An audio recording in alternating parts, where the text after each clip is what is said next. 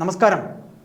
6 വർഷങ്ങൾക്ക് മുമ്പ് കഴക്കൂട്ടത്തിന് സമീപം, തിരുവനന്തപുരത്തെ കഴക്കൂട്ടത്തിന് സമീപം ബാലഭാസ്കർ ഒരു വാഹന അപകടത്തിൽ മരിക്കുമ്പോൾ അന്ന് ആ വാഹനാപകടത്തെക്കുറിച്ച് ശ്രവിച്ച നമ്മളെല്ലാവരും തന്നെ അതൊരു സാധാരണ വാഹന അപകടം എന്നാണ് കരുതിയിരുന്നതെങ്കിൽ കുറച്ച് ദിവസങ്ങൾക്ക് ശേഷം കലാഭവൻ സോബി എന്ന സൗണ്ട് എഞ്ചിനീയർ, കലാഭവൻ്റെ സൗണ്ട് വിഭാഗം കൈകാര്യം ചെയ്യുന്ന സോബി പറഞ്ഞതിൽ ചില സത്യങ്ങളില്ലേ എന്ന് ഈ 6 വർഷങ്ങൾക്കിപ്പുറം ചിന്തിക്കുന്നു. സാമൂഹ്യ മാധ്യമങ്ങളിൽ അത് ചർച്ചയാകുന്നു എന്നുണ്ടെങ്കിൽ നമുക്കിവിടെ ചില കാര്യങ്ങൾ എടുത്തു പറയേണ്ടി വരും. ഇന്നിപ്പോൾ ഈ വീഡിയോ നാം ചെയ്യുന്നതിൻ്റെ പ്രധാനപ്പെട്ട കാരണം, ഈ കഴിഞ്ഞ ദിവസം മുൻ മുഖ്യമന്ത്രി VS അച്യുതാനന്ദൻ്റെ അസിസ്റ്റന്റ് പ്രൈവറ്റ് സെക്രട്ടറി ആയിരുന്ന KM ഷാജഹാൻ സർ ചെയ്ത ഒരു വീഡിയോയെ ആസ്പദമാക്കിയാണ്. അതിൽ വന്നിരുന്ന കുറച്ച് കാര്യങ്ങൾ, അതിന്മേലുള്ള കാര്യങ്ങൾ പറയാൻ വേണ്ടിയാണ് നാം ഈ വീഡിയോ ഇപ്പോൾ ഇവിടെ ചെയ്യുന്നത്. അതിൽ അദ്ദേഹത്തിന് CBI കുറ്റപത്രം ലഭിച്ചതുപോലെ തന്നെ നമുക്കും ആ കുറ്റപത്രം ലഭിക്കുകയുണ്ടായി. 2 തവണ നടന്ന CBI അന്വേഷണത്തിലെ രണ്ടാമത്തെ അന്വേഷണവുമായി ബന്ധപ്പെട്ട കുറ്റപത്രം നമുക്ക് ലഭിക്കുകയുണ്ടായി. അതിൽ അദ്ദേഹം നമ്മുടെ KM ഷാജഹാൻ സാർ പറഞ്ഞത് ബാലഭാസ്കറിന് സ്വർണ്ണ കള്ളക്കടത്തുമായി ബന്ധമുണ്ടായിരുന്നു എന്ന് ആണ്.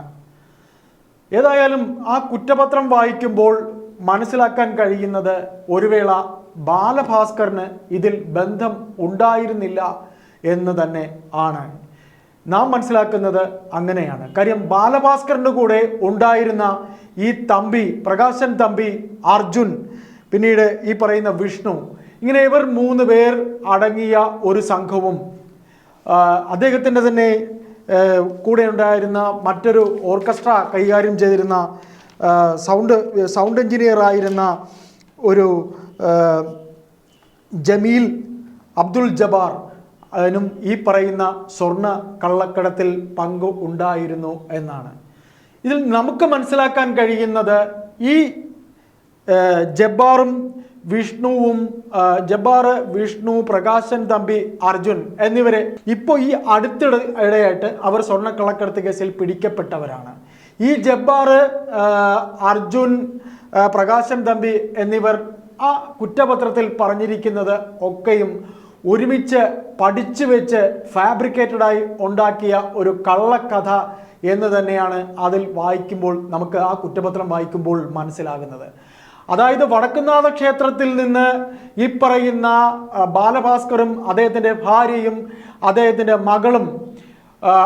മകളുടെ ഒരു ചടങ്ങ് കഴിഞ്ഞ് വാഹനത്തിൽ വരുമ്പോൾ അവിടെ പൂന്തോട്ടം എന്ന അദ്ദേഹത്തിൻ്റെ കുടുംബ സുഹൃത്തായ പൂന്തോട്ടം ലത മുതൽ ഇങ്ങേ അറ്റം ഈ അപകട വിവരം അറിഞ്ഞ് ബാലഭാസ്കറിനെ ആശുപത്രിയിൽ കൊണ്ടുപോയ പ്രകാശൻ തമ്പി വരെ നീളുന്ന ഒരു ചങ്ങലയ്ക്ക് ഈ സ്വർണ്ണക്കള്ളക്കടത്തുമായി ബന്ധമുണ്ട് എന്ന് നമുക്ക് കൂട്ടി വായിക്കേണ്ടി വരും. കാരണം ഈ സ്വർണ്ണക്കള്ളക്കടത്ത് ഇതിൽ ബാലഭാസ്കർ എന്തുകൊണ്ട് ഭാഗവാക്കല്ല എന്ന് ചോദിച്ചാൽ, ബാലഭാസ്കർ ഒരു വേള ഇത് അറിഞ്ഞോ എന്ന് ഈ മൂവർ സംഘത്തിനും അറിയാം എന്ന് നാം കരുതേണ്ടി വരും. കാര്യം ബാലഭാസ്കറിന്റെ കൂടെയുള്ള ഈ തമ്പിയും വിഷ്ണുവും അർജുനും ഈ പദ്ധതി വെച്ച് നടത്തുന്നു. അതായത് ഈ കുറ്റപത്രത്തിൽ അവരുടെ കൂടെ ഉണ്ടായിരുന്ന ഒരു ജമീൽ അബ്ദുൽ ജബ്ബാർ വരെ കുറ്റപത്രത്തിൽ പറഞ്ഞിരിക്കുന്നത് ബാലഭാസ്കറിന്റെ മരണശേഷമാണ് ഞങ്ങൾ സ്വർണ്ണ കള്ളക്കടത്ത് നടത്തിയത്, ഞങ്ങളെ പിടിച്ചു എന്നുള്ളത്. ഏതായാലും CBI പോലൊരു അന്വേഷണ സംഘത്തിന് മുന്നിൽ ഇത്രയും പച്ചക്കള്ളം ഇവർ അവതരിപ്പിച്ചല്ലോ എന്ന് നമുക്ക് ചോദിക്കേണ്ടി വരും. ഏതായാലും ബാലഭാസ്കർ ജീവിച്ചിരിക്കുന്ന അവസരത്തിൽ തന്നെ ഇവർ 3 പേരും സ്വർണ്ണക്കള്ളക്കടത്തിൽ ഭാഗവാക്കായിരുന്നു. ഒരു വേള ബാലഭാസ്കർ ഇത് അറിഞ്ഞോ എന്നൊരു സംശയം ഇവർക്ക് ഉണ്ടായിരുന്നു താനും. തിരുവനന്തപുരത്തെ ഒരു സ്വർണ്ണ വ്യാപാരിക്ക് വേണ്ടി സ്വർണം കടത്തുന്നതിന് വേണ്ടിയുള്ള ഒരു ഓപ്പറേഷനായിരുന്നു ഈ വാഹനത്തിൽ സ്വർണം കൊണ്ടുവന്നത് എന്ന് തന്നെ പുറത്ത് കേൾക്കുന്നുണ്ട്. ഏതായാലും ഈ സ്വർണ്ണ വ്യാപാരിക്ക് എത്തേണ്ടടുത്ത് സ്വർണം ഇവർ വീട്ടിലേക്കാണ് പോകുന്നതെങ്കിൽ വീട്ടിൽ ചെന്ന ശേഷം ഈ വാഹനത്തിൽ നിന്ന് സ്വർണം മാറ്റുന്നതിന് വിഷ്ണുവിനും അർജുനും തമ്പിക്കും കഴിയാതിരുന്നൊരു അവസരത്തിലാണോ ഇത്തരത്തിൽ ഒരു ക്രിയേറ്റഡായ അപകടമുണ്ടാക്കി ബാലഭാസ്കറിന്റെ മരണം എൻഷുർ ആക്കാനായി അദ്ദേഹത്തിനെ കൊല്ലാൻ വേണ്ടി ചെയ്തതാണോ എന്ന് തന്നെ നമുക്ക് സംശയിക്കേണ്ടി വരും. കാരണം ബാലഭാസ്കർ ഈ അപകടം പറ്റിയ സമയത്ത് അദ്ദേഹത്തിന് വളരെ കാര്യമായ അപകടം പറ്റുമ്പോൾ പോലും അദ്ദേഹത്തിന് നിലത്ത് ആ റോഡ് വക്കിൽ തന്നെ അദ്ദേഹത്തിനെ അങ്ങനെ കിടത്തിയിട്ട് ബാക്കിയുള്ളവരെ എല്ലാം, ആ കുട്ടി മരണപ്പെട്ടിരുന്നു, അദ്ദേഹത്തിൻ്റെ ഭാര്യയെ മാറ്റുന്നു, ഇങ്ങനെയുള്ള കാര്യങ്ങളൊക്കെ ചെയ്യുന്നു. അപ്പോൾ ഇതിൽ സ്റ്റീഫൻ ദേവസി അദ്ദേഹത്തിനെ വന്ന് കണ്ട് അദ്ദേഹം അനന്തപുരി ഹോസ്പിറ്റലിൽ ആദ്യം മെഡിക്കൽ കോളേജിൽ കൊണ്ടുപോയതാണ്. അവിടെ ഈ തമ്പിയും വിഷ്ണുവും ഒക്കെ ഇടപെട്ടാണ് അവിടെ നിന്ന് മാറ്റി അനന്തപുരിയിലേക്ക് കൊണ്ടുപോകുന്നത് മുതൽ തന്നെ ഇവിടെ ദുരൂഹത ആരംഭിക്കുന്നു. ഈ സ്റ്റീഫൻ ദേവസി എന്തിന് ബാലഭാസ്കറെ കാണാൻ അവിടെ എത്തി?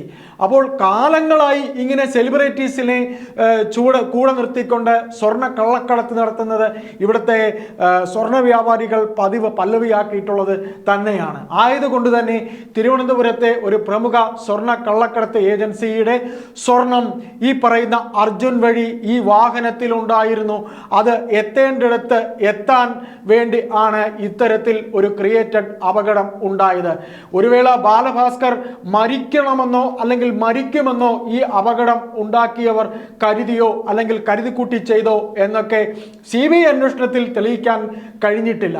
അപ്പോൾ ഈ പറയുന്ന മൂവർ സംഘം അദ്ദേഹത്തിൻ്റെ കൂടെ നിന്നുകൊണ്ട് ഈ പറയുന്ന അദ്ദേഹം ഒരു വേള ഇത് അറിഞ്ഞിട്ടുണ്ടോ എന്ന സംശയം പ്രകാശൻ തമ്പിക്ക് ഉണ്ടായിരുന്നു, ഈ അർജുൻ ഉണ്ടായിരുന്നു. എന്തുകൊണ്ട് അദ്ദേഹത്തിൻ്റെ ഭാര്യ ലക്ഷ്മി ഒന്നും മിണ്ടിയില്ല എന്ന് ചോദിച്ചാൽ ഒരു വേള അവരും ഇതിൻ്റെ ഈ സ്വർണ്ണ കള്ളക്കടത്തിൻ്റെ ഇതുമായി ബന്ധപ്പെട്ട ചില കാര്യങ്ങൾ അവർ അറിഞ്ഞിരുന്നു. ആയതുകൊണ്ട് തന്നെ ഈ ബാലഭാസ്കറുടെ മരണശേഷം അദ്ദേഹം ഉപയോഗിച്ചിരുന്ന ഫോൺ എന്തിന് തമ്പി എടുത്തു എന്ന് പ്രമുഖ ചാനലിലെ റിപ്പോർട്ടർ ചോദിക്കുന്ന സമയത്ത് അവർ പറഞ്ഞത് ആ ഫോൺ അദ്ദേഹത്തിന് വേണമെന്ന് പറഞ്ഞു. അതായത് വളരെ നിസ്സാരമായി താൻ കൂടെ ഇത് അറിഞ്ഞു എന്നുള്ള അവരുടെ മനസ്സിൻ്റെ ഒരു കുറ്റബോധം, അവർ കൂടെ ഇത് അറിഞ്ഞ് താൻ തന്നെ സ്വന്തം ഭർത്താവിനെ കൊലയ്ക്ക് കൊടുത്തു എന്ന് ഒരു കുറ്റബോധം കൊണ്ട് ഈ പറയുന്ന, അതുകൊണ്ട് മാത്രമല്ല ഈ അർജുനും തമ്പിക്കും വിഷ്ണുവിനും അടങ്ങിയവരുടെ മുന്നിൽ ഇനിയും താൻ ജീവിച്ചിരിക്കുമ്പോൾ താൻ ഇങ്ങനെ പറയുമ്പോൾ ഭർത്താവും നഷ്ടപ്പെട്ടു, മകളും നഷ്ടപ്പെട്ടു, തൻ്റെ ജീവന് ഹാനി ഉണ്ടാകുമോ എന്ന് പോലും അവർ ഭയപ്പെട്ടിരുന്നു. ഏതായാലും ബാലഭാസ്കറിൻ്റെ മരണവുമായി ബന്ധപ്പെട്ട് വീണ്ടും ഈ ഒരു കാര്യം ഉയർന്നു വരുന്നത് ഈ കലാഭവൻ സോബി പറഞ്ഞ കാര്യത്തിൽ ആരും വിശ്വസിക്കാതിരിക്കുകയും 2 തവണ CBI അന്വേഷണം നടക്കുമ്പോഴും ആ CBI അന്വേഷണത്തിൽ ഒക്കെ തന്നെയും നൽകിയിരിക്കുന്ന കുറ്റപത്രത്തിൽ പ്രതി ചേർക്കപ്പെടാൻ സാധ്യതയുള്ള അദ്ദേഹത്തിൻ്റെ കൂടെ ഉണ്ടായിരുന്ന ഈ മൂവർ സംഘവും കള്ളക്കടത്തിൽ വീണ്ടും പിടിക്കപ്പെടുമ്പോഴാണ് ഇതിൻ്റെ ചുരുൾ നിവരുന്നത്. ഏതായാലും അദ്ദേഹത്തിൻ്റെ കൂടെ ആത്മമിത്രമായിരുന്ന ജോയി തമലം എന്ന പത്രപ്രവർത്തകൻ വരെ ഇതിൽ സംശയം ഉന്നയിച്ചിരിക്കുന്നു.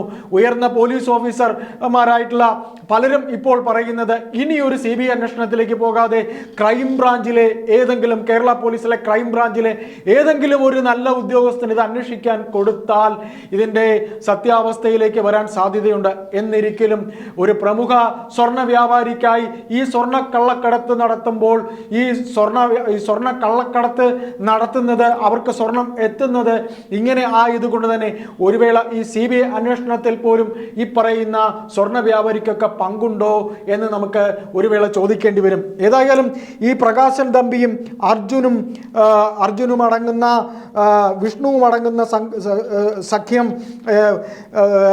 നിരവധി തട്ടിപ്പുകൾ, അതായത്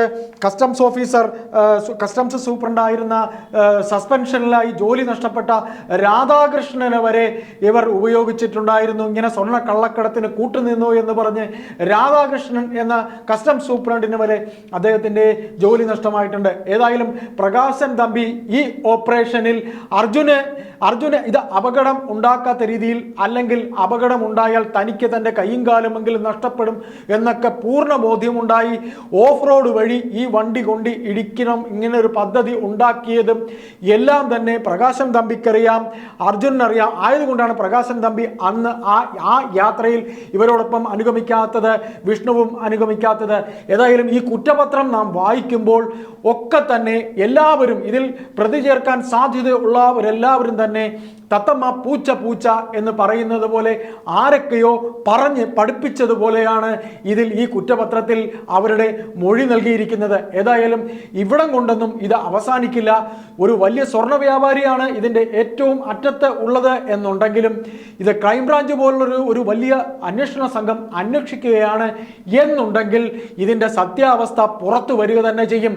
ഏതായാലും നിരവധി തെളിവുകൾ ഇത് സംബന്ധിച്ച ആ പ്രസ്തുത അപകടം കണ്ടവർ ഇപ്പോൾ പലരും നമ്മുടെ ചാനലിലേക്ക് നമ്മോട് വിളിച്ചു തന്നെ അവർ കണ്ട കാര്യം പറയാമെന്ന് പറയുന്നുണ്ട്.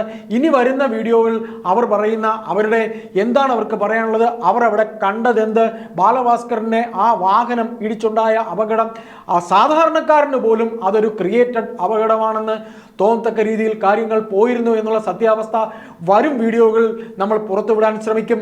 ഏതായാലും ഞാൻ തുടങ്ങിയെടുത്ത് തന്നെ പോകുന്നു. ബഹുമാനപ്പെട്ട ഷാജഹാൻ സാർ പറഞ്ഞതുപോലെ ഒരു വേള മരണപ്പെട്ട ബാലഭാസ്കർ എന്ന വ്യക്തിത്വത്തെ ഒരു കാരണവശാലും ഇതുമായി കൂട്ടിച്ചേർത്ത് വായിക്കാൻ ഈ കുറ്റപത്രം വായിച്ചതിലൂടെ എനിക്ക് അല്ലെങ്കിൽ നമ്മുടെ ചാനലിന് കഴിയുന്നില്ല. ബാലഭാസ്കർ അറിഞ്ഞുവോ അല്ലെങ്കിൽ ഇത് കണ്ടുപിടിക്കപ്പെട്ടുവോ എന്നുള്ള ഭയമാണോ ഇത്തരത്തിലൊരു അപകടം ഉണ്ടായത്? സ്റ്റീഫൻ ദേവസിക്ക് ഇതിൽ എന്ത് പങ്കെന്ന് ചോദിച്ചാൽ ഒരു വേള സ്റ്റീഫൻ ദേവസി കൂടെ അറിഞ്ഞുകൊണ്ടുള്ള ഒരു വ്യാപാരമാണോ നടന്നത് എന്ന് നമുക്ക് സംശയമുണ്ടാകുന്നതിൽ അത്ഭുതപ്പെടേണ്ടതില്ല. നന്ദി, നമസ്കാരം.